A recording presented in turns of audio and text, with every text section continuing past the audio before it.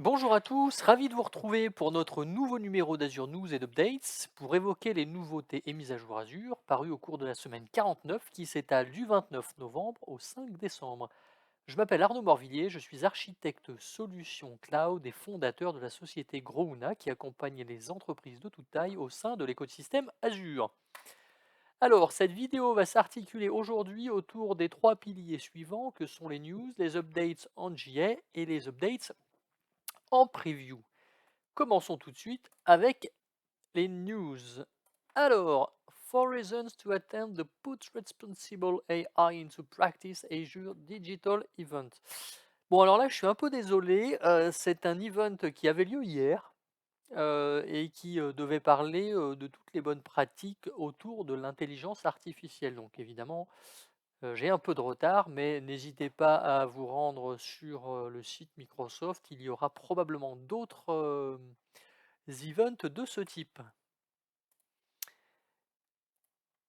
Tic tic tic tic. 5 reasons Azure Databricks is best for Hadoop workloads. Alors, ça c'est un petit billet qui explique comment Azure Databricks est parfait pour l'utilisation de Hadoop et donc évidemment pour migrer vos workloads Hadoop que vous avez on-prem. Voici pourquoi. Alors, premièrement, les équipes Azure et celles de Databricks ont collaboré conjointement pour offrir les meilleures performances disponibles que vous ne trouverez nulle part ailleurs. C'est beau ça. Deuxièmement, un support adapté aux charges de travail critiques. De plus, vous n'avez qu'une seule source de facturation, à la fois pour Azure et pour Databricks. Troisièmement, donc Azure Databricks est parfaitement intégré avec les autres services Azure, que cela soit ceux pour faire de l'ingestion de données ou bien ceux pour stocker la donnée. Quatrièmement, on bénéficie nativement des différentes couches de sécurité offertes par Azure, notamment avec Azure AD pour la gestion granulaire des droits que cela peut apporter. Et cinquièmement et dernier point, la possibilité de démarrer simplement et rapidement grâce à l'offre présente dans plus de 30 régions. Donc avec tout ça, si vous n'êtes pas décidé, moi je rends mon tablier. Ensuite, Azure Cost Management and Billing Updates November 2021. Donc là, ce sont les nouveautés de novembre sur le sujet Azure Facturation. On y retrouve de nouvelles recommandations, notamment pour Azure Data Explorer et Cosmos DB, mais aussi un récapitulatif des dernières annonces. Tic tic tic, si on descend un peu, des dernières annonces qui peuvent vous permettre de réduire votre facturation, bien sûr, avec de nouveaux types d'instances, du bursting au niveau des disques premium, ou encore de l'autoscaling pour le service Azure Virtual Desktop, et bien sûr des mises à jour qui ont également touché les documentations. Enchaînons, Introducing Azure Load Testing Optimize App Performance at Scale. Donc là, c'est un service qui va intéresser de nombreuses personnes. Il est toujours préférable de réaliser des tests de performance avant de livrer une nouvelle application ou simplement une nouvelle version. C'est le but d'Azure Load Testing qui s'appuie sur Apache JMeter, qui est un des très bons produits du marché sur le sujet. Donc pourquoi ne pas essayer ce service en l'implémentant dans votre workflow CI/CD par exemple, afin d'identifier en avance de phase les potentiels points de défaillance de votre application. C'est plutôt pas mal et n'hésitez pas à me faire des retours d'ailleurs.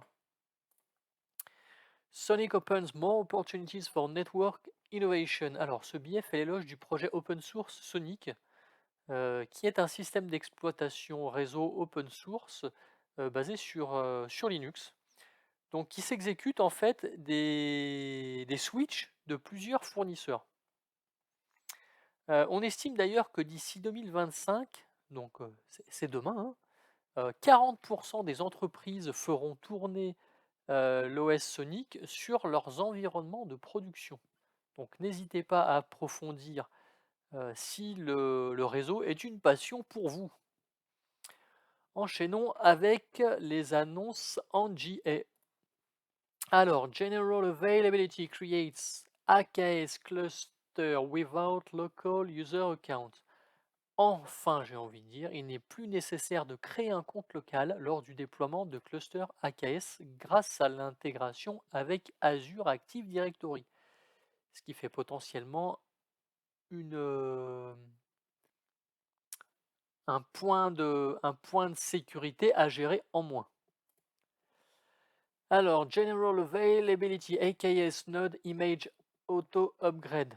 Alors, être toujours à jour en termes de version d'application est compliqué à mettre en œuvre. Avec cette nouvelle fonctionnalité, vous pourrez mettre à jour l'image de vos nodes, mais également de vos clusters, simplement. Alors, par contre, s'il vous manque plusieurs versions, si vous avez plusieurs versions de retard, vous devrez toutes les effectuer. Imaginons que vous êtes aujourd'hui en version 1.14 quelque chose, et que la nouvelle version soit 1.17 quelque chose, vous devrez obligatoirement passer par les versions 1.15 et 1.16. C'est une petite info à savoir. SQL Server YAS Agent Extension for Linux SQL VMs generally available. Donc là, c'est une nouvelle extension qui débarque sur Ubuntu pour commencer, afin d'automatiser les tâches d'administration et de gestion des serveurs SQL, comme avec la gestion de la licence via Azure Hybrid Benefit. Donc à tester. General Availability Audit Logs for Off Azure Monitor Log Queries. Alors ça, c'est une nouvelle fonctionnalité qui permet de réaliser des audits sur les requêtes effectuées depuis Log Analytics. Alors, qui effectue les requêtes? Quel est le contenu de la requête? À quel moment? Bref, vous saurez tout. Et comme les diagnostic settings, ces logs peuvent être envoyés soit sur un compte de stockage, soit sur un Event Hub, ou bien alors sur Log Analytics. Et oui. YAS Agent Extension Full Mode No Restart for SQL VMs Generally Available. Alors là, l'extension YAS Agent Full Mode peut désormais s'installer sur des VM sans besoin de redémarrer les VM, ce qui évite évidemment une interruption de service. Donc, à quoi sert ce full mode? Ce full mode permet de bénéficier de nouvelles fonctionnalités comme le backup automatique, le patching automatique et l'optimisation du stockage, ainsi que d'autres choses. Donc, c'est plutôt sympa ça aussi. General Availability AKS Auto Certificate Rotation. Ah, vous étiez nombreux à attendre cette fonctionnalité. Donc là, c'est la prise en charge de rotation automatique des certificats au sein des clusters AKS et des nodes. Alors évidemment, on ne parle pas des certificats provenant d'une autorité de certification. Pour en bénéficier, il faut que l'option TLS Bootstrapping soit activée sur votre cluster. Donc n'hésitez pas, si vous avez d'autres interrogations sur cette fonctionnalité, à aller plonger dans la documentation. General Availability, new capabilities in Network Watcher Diagnostic Tools to evaluate AVNM security rules. Donc la Network Watcher Diagnostic Tools s'enrichit de nouvelles améliorations qui vont permettre de débugger au niveau des security rules qui sont appliqués au niveau de l'Azure Virtual Network Manager. Voilà, donc vous aurez la possibilité de récupérer ces informations dans le service IP Flow Verify ainsi que dans l'Effective Security Rules. Azure Database for PostgreSQL Flexible Server now generally available. Alors, Flexible Server débarque enfin en JA sur Azure Database pour PostgreSQL. Donc, c'est un niveau de service qui permet de configurer, paramétrer plus finement une base de données PostgreSQL afin de coller parfaitement à vos besoins ou alors à vos contraintes. Évidemment, Le Flexible Server supporte les dernières versions, donc les versions 11, 12 et 13 de PostgreSQL. Ensuite, General Availability Azure HT Insight API Version Updated. Donc là, l'API REST de Azure HD Insight se dote d'une nouvelle version qui prend maintenant en charge notamment les zones de disponibilité, les private links et les private endpoints, ce qui est plutôt pas mal si vous gérez votre HD Insight via les API REST. Alors, General Availability Data Transformation at Export in Azure IoT Central. Alors, transformer vos données de Azure IoT Central avant de pouvoir les exporter est maintenant réalisable. Alors, Azure nous promet de pouvoir exporter les données sans workflow supplémentaire de processing jusqu'à une zone de stockage. Moi, je suis plutôt curieux de voir ce que ça donne et surtout, est-ce qu'on pourrait se passer de la zone bronze pour stocker ces données et passer directement en zone silver? Je ne sais pas, il faudrait tester. General Availability Secure Data Egress via Managed Identity in Azure IoT Central. Donc là, c'est le System Assigned Managed Identity qui débarque sur le service Azure IoT Central, ce qui va grandement simplifier l'interaction avec les autres services grâce à l'authentification Azure AD. Donc ça, c'est plutôt cool. Personnellement, je ne savais même pas qu'il y avait encore des services Azure qui n'étaient pas dotés de cette fonctionnalité. On en apprend tous les jours. General Availability, VPN Gateway NAT. Donc vous avez des réseaux Azure et on-prem avec le même adressage IP, avec des contraintes fortes. Et bien sachez que le service VPN Gateway NAT va vous aider dans votre tâche pour les connecter malgré l'overlapping. Donc ça c'est plutôt cool. Donc évidemment il y a certaines contraintes, donc n'hésitez pas à aller jeter un coup d'œil sur la doc. Et on termine avec la dernière annonce en JA, General Availability Wildcard Listener on Application Gateway.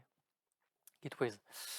Donc ça c'est une info plutôt cool pour Application Gateway, donc qui est le load balancer de niveau 7 sur Azure, qui prend en charge les wildcard listeners vers les mêmes backend pools, ce qui évitera de saisir l'ensemble des hostnames. Donc imaginons que vous ayez plusieurs, comme c'est mentionné ici, un shop contoso.com, un account contoso.com, un pay contoso.com qui est redirigé vers les mêmes backend pools, et vous pourrez dorénavant mettre un étoile.contoso.com. Voilà pour les GA, enchaînons avec les previews. Alors la première, Public Preview, FSLogix Profiles Support for Azure AD Join VMs for Azure Virtual Desktop. Donc déjà pour commencer, qu'est-ce que FSLogix? Alors FSLogix, c'est une solution qui permet de gérer les profils utilisateurs itinérants. On apprend donc que FSLogix, qui a été racheté en début d'année ou en fin d'année dernière, je ne me souviens plus, par Microsoft, est maintenant supporté par Azure Virtual Desktop pour les VM qui sont jointes à Azure AD. Ok. Donc qu'est-ce qu'on peut retrouver comme avantage? Les profils des utilisateurs étant stockés sur de l'Azure FileShare, il n'y a plus forcément de contraintes liées au poids des profils, ce qui va simplifier les déploiements. On devient aussi complètement indépendant, on n'a plus besoin de contrôleurs de domaine, sachant qu'on parle de VM qui sont jointes à Azure AD. Donc n'hésitez pas à jeter un œil à la documentation avant de vous lancer. Ensuite, Public Preview Measure Product Effectiveness with New User Analytics Experience in Application Insight. Alors ça, c'est un nouveau workbook, à savoir le Heart Workbook, qui arrive sur Azure Monitor. Donc basé sur le framework Heart de Google, celui-ci permet d'obtenir une meilleure analyse de l'expérience utilisateur. Donc HEART, qui est l'acronyme de Happiness, Engagement, Adoption, Retention et Task Success, va fournir fournit des informations sur le comportement d'un utilisateur dans l'utilisation de votre application. Donc si vous souhaitez plus d'infos, n'hésitez pas à rechercher sur votre moteur de recherche préféré en tapant Heart Workbook et vous aurez beaucoup plus d'infos. Azure Communication Services Short Code Functionality for SMS now available in public preview. Alors, Azure Communication Service qui se dote d'une nouvelle fonctionnalité que l'on voit de plus en plus de nos jours. En fait, c'est l'envoi d'un code souvent composé de 6 chiffres qui permet par exemple de s'authentifier sur une application, comme avec le MFA sur Azure, ou pour valider un paiement en ligne. Donc vous recevez un, un SMS de votre fournisseur et lui vous demande de retaper les 6 chiffres que vous avez reçus pour valider que c'est bien vous qui avez effectué la demande. Voilà. Donc cette fonctionnalité est également fonctionnelle avec Logic Apps et puis Azure Event Grid. Voilà.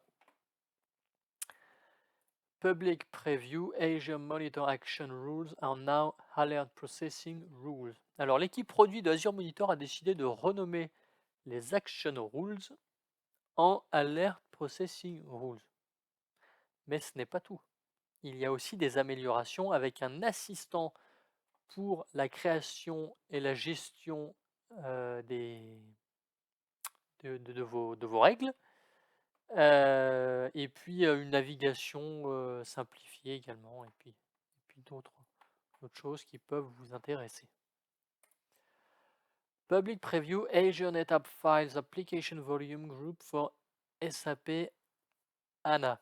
Donc ça, l'Application Volume Group qui débarque sur Azure NetApp Files pour SAP HANA, ça va permettre de créer les différents volumes nécessaires à l'application de manière automatique, ce qui va vous aligner directement avec les bonnes pratiques SAP. Et en plus, vous avez la possibilité de déployer vos disques dans des groupes de placement de proximité, ce qui réduit évidemment les latences. Azure Database for PostgreSQL Flexible Server, Jira Redundant Backup and Restore in Public Preview. Donc on parlait tout à l'heure de Azure Database for PostgreSQL en Flexible Server qui passait en GA. Et bien là, le backup géo-redondant arrive en preview. Cela va permettre de pouvoir basculer le trafic sur la région jumelée à votre région principale en cas de défaillance de celle-ci. Et enfin, terminons avec Azure Load Testing Now Available in Public Preview. Donc, on l'a abordé au début de notre vidéo. Donc, Azure Load Testing qui va permettre de tester votre application afin de voir comment elle se comporte en la mettant à l'épreuve. Voilà, et vous pouvez évidemment, comme nous l'avons évoqué tout à l'heure, l'intégrer avec vos workflows CI/CD. Eh bien, c'est tout pour cette semaine.